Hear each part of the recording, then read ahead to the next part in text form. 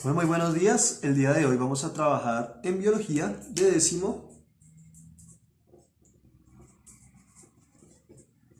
la temática de evolución.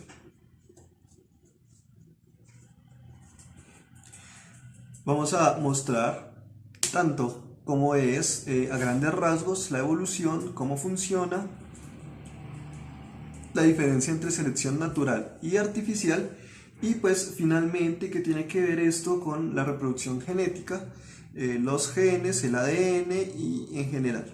Entonces, lo primero que tenemos que mirar es qué significa este concepto de evolución.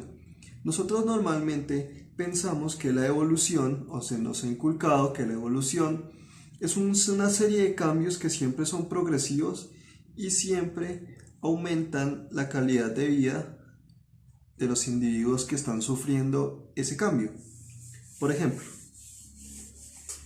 en la primera vez que Darwin descubrió una evidencia de que existía la evolución en diferentes especies, notó, por ejemplo, que él estaba viajando por Sudamérica y su barco viajaba, digamos, supongamos en esta dirección, y cuando estas aves se transportaban por esta región, iban dejando algunas crías. Darwin notó que cada una de estas crías se iban adaptando, iban cambiando dependiendo del lugar donde se encontraban. Entonces los frutos, mientras más descendían en el mapa, los frutos eran cada vez más gruesos. Así que las aves, su pico iba cada vez en aumento, en grosor y en tamaño. Y entonces notó que las aves que mejor permanecían en cada uno de estos lugares eran las que estaban más adaptadas a ese lugar. Entonces se continuó con esa idea de que siempre el más adaptado es el ser que finalmente, bueno, termina siendo el que predomina frente a otros de la misma especie. Sin embargo, en posteriores estudios se notó, por ejemplo, que también en este lugar había aves de pico largo, acá seguían algunas de pico corto. Quiere decir, estos cambios no siempre son en pos de la habilidad o del ser que esté más hábil, sino simplemente el ser que mayor se reproduzca. ¿Qué quiere decir esto? Entonces vamos a mirar primeramente cómo se genera la evolución y cómo se generan diferentes especies. Como nosotros habíamos visto en la clase anterior, íbamos en que existían dos tipos de célula. Las procariotas,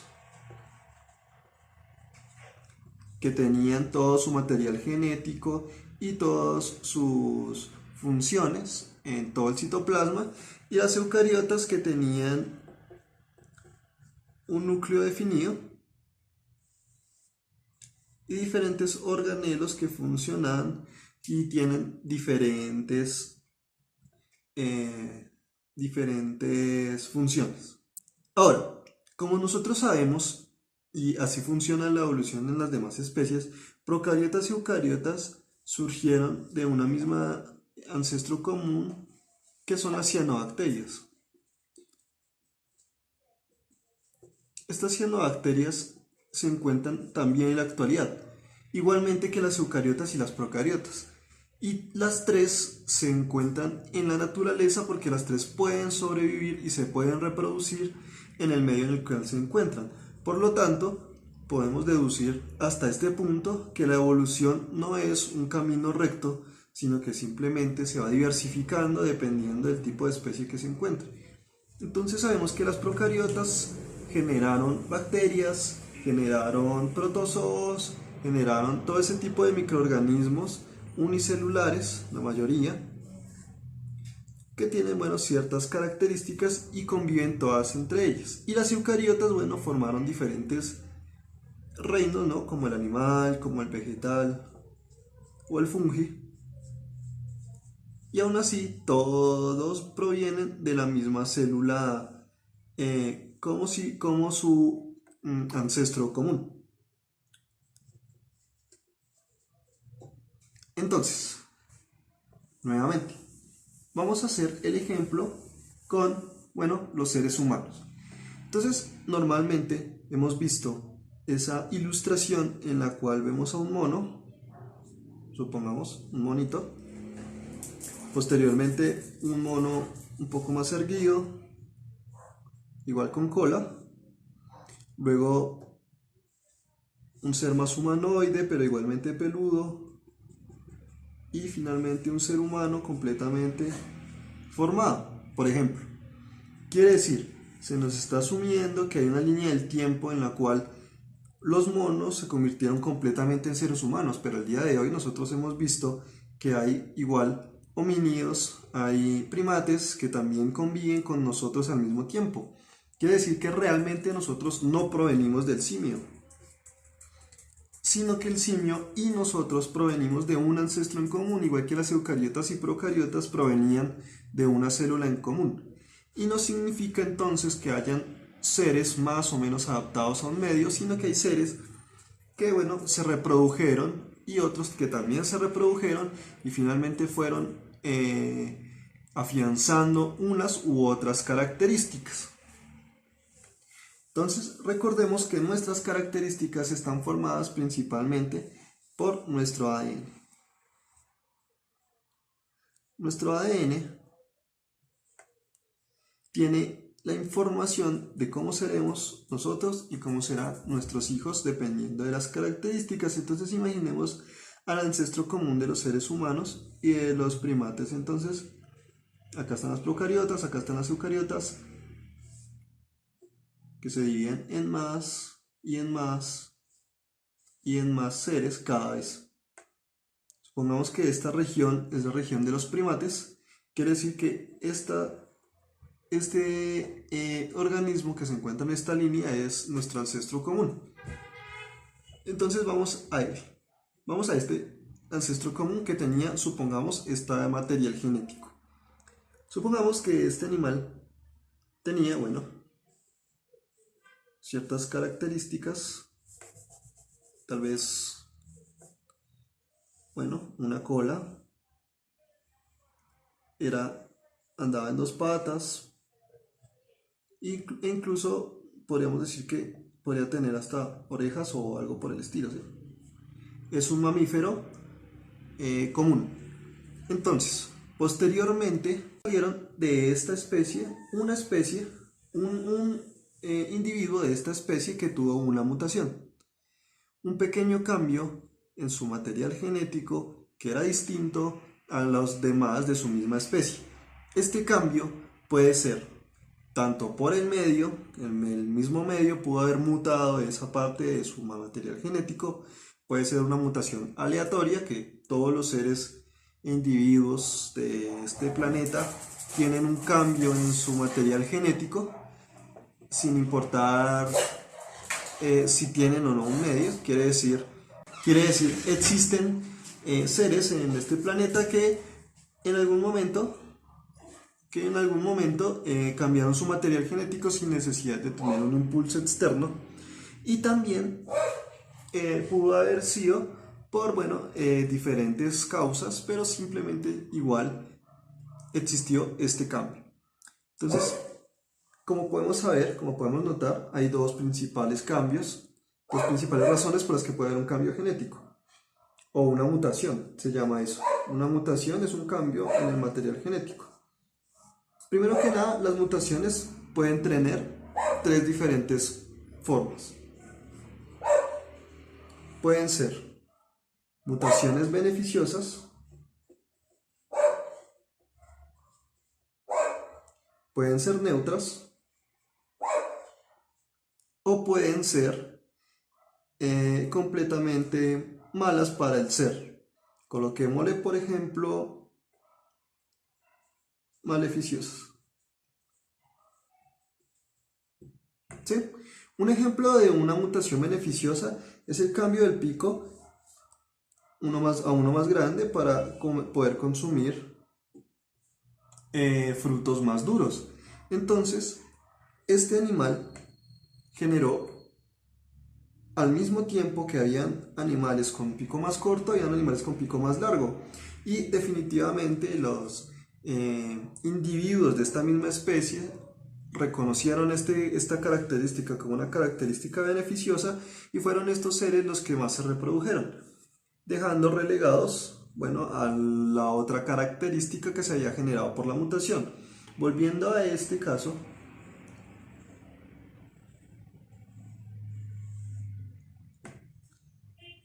seguramente en algún momento, bueno, se generó, por ejemplo, la mutación de una cola un poco más respingada, unos pies con, por ejemplo, pulgares y también pulgares en las extremidades superiores. Sería lo que nosotros llamamos ya primates. Es la primera mutación, es una mutación beneficiosa. ¿Sí? Hay otras mutaciones que son las mutaciones neutras. Supongamos que este personaje, este individuo que generó estas mutaciones, posteriormente se fue reproduciendo con otros de su misma especie y finalmente fue tan marcado esa diferencia que generó una nueva especie. Eso no implica que esta especie anterior se haya desaparecido por completo. Significa que ambas empiezan a convivir juntas en un mismo espacio y en un mismo tiempo, a veces generando otras mutaciones y separándose cada vez más unas de las otras. Las otras son mutaciones neutras. Estas mutaciones neutras son aquellas que realmente no afectan en el cambio o no de la adaptación de un individuo a su espacio. Quiere decir, supongamos que esta es la línea del ser humano, finalmente nos encontramos aquí, y nosotros como seres humanos también generamos mutaciones hasta el día de hoy. Supongamos que hay una persona que tiene ojos negros y es la característica general que existe en todos los seres humanos, pero un cambio en el ADN aleatorio generó seres con ojos un poco más claros. Estos ojos un poco más claros a los seres de nuestra especie termina siendo un poco más atractivo, así que esta característica empieza a ser cada vez más remarcada en los individuos de nuestra especie. No nos ayuda a ver mejor, tampoco nos ayuda a ver peor, simplemente es un cambio que no afecta cómo nos adaptamos al medio, pero puede estar reproduciéndose con mayor frecuencia sin necesidad de adaptarnos o no a un medio realmente. Simplemente es una apariencia o puede ser algo que realmente no afecte un color o puede ser algún otro cambio, digamos por ejemplo en nuestros dientes tenemos, supongamos lo estamos viendo desde arriba, hay una cantidad de dientes que nosotros tenemos y sabemos que hay algunas personas que generan dientes extras. Estos dientes son debido a una mutación y aunque no nos ayudan a masticar mejor ni peor, simplemente aparecen. Esto no significa ni implica de alguna manera que se reproduzcan más o menos, simplemente es una característica que aparece y esta característica, como es neutra, no implica necesariamente que esté más o menos adaptado al medio, pero si en algún momento, por ejemplo, en nuestra sociedad se puede empezar a ver como algo atractivo, un diente extra, entonces esa característica va a empezar a notarse cada vez con mayor frecuencia. Y las maleficiosas, o digamos, son esas mutaciones que sí afectan directamente. Estas, tristemente, son las más comunes, ya que como dijimos, las mutaciones pueden ser completamente aleatorias. Estas mutaciones, por ejemplo en el ser humano, se generan también por cambios en el medio ambiente, principalmente por radiaciones o ese tipo de cosas. Entonces, una de estas tipo de mutaciones podría ser, por ejemplo, enfermedades congénitas que no tenían las generaciones anteriores, que son generadas, bueno, supongamos principalmente por radiación o contaminación del espacio.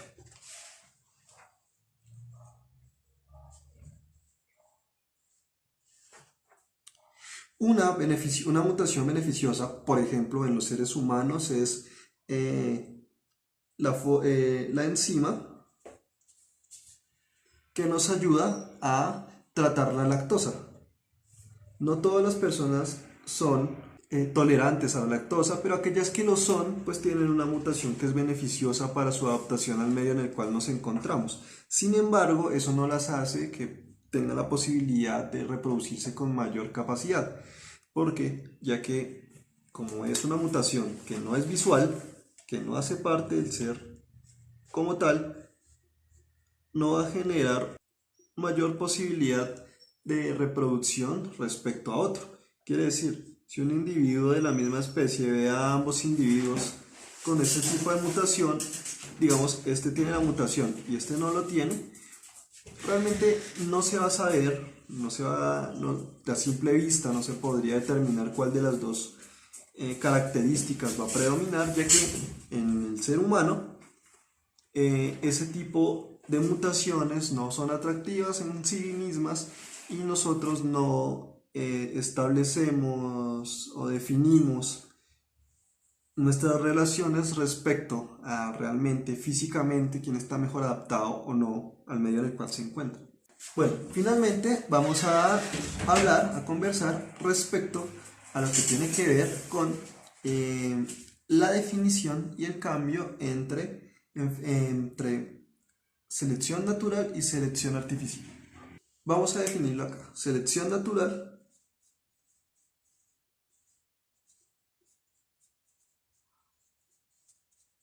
y a este lado selección artificial.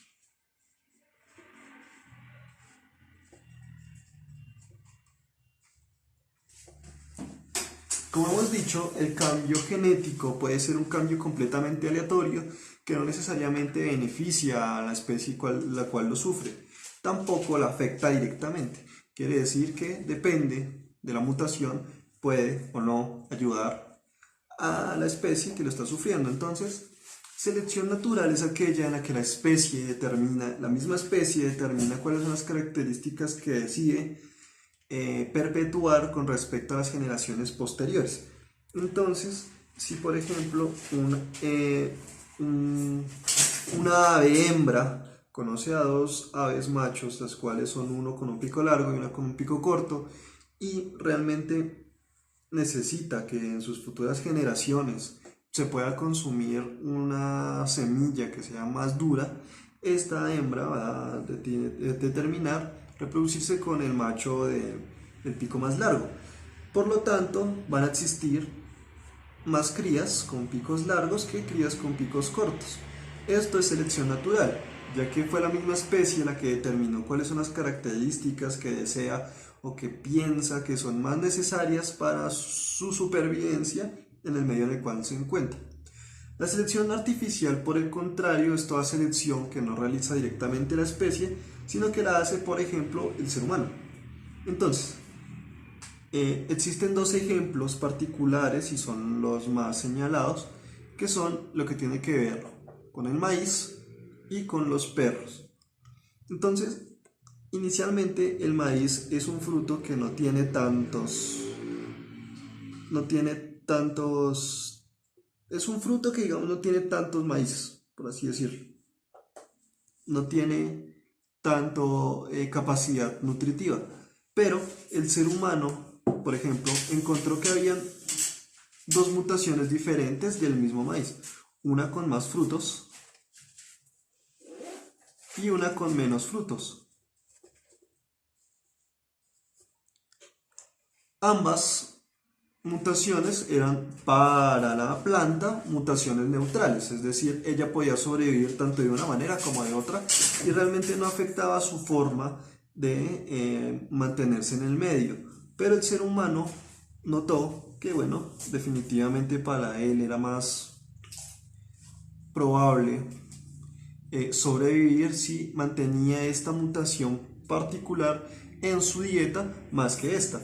Entonces finalmente decide trabajar con esta, reproducirla artificialmente, reproducirla más y cada vez esta característica fue pronunciándose más al punto que este tipo de maíz y este tipo de maíz se distanciaron tanto que son diferentes variedades de la misma planta.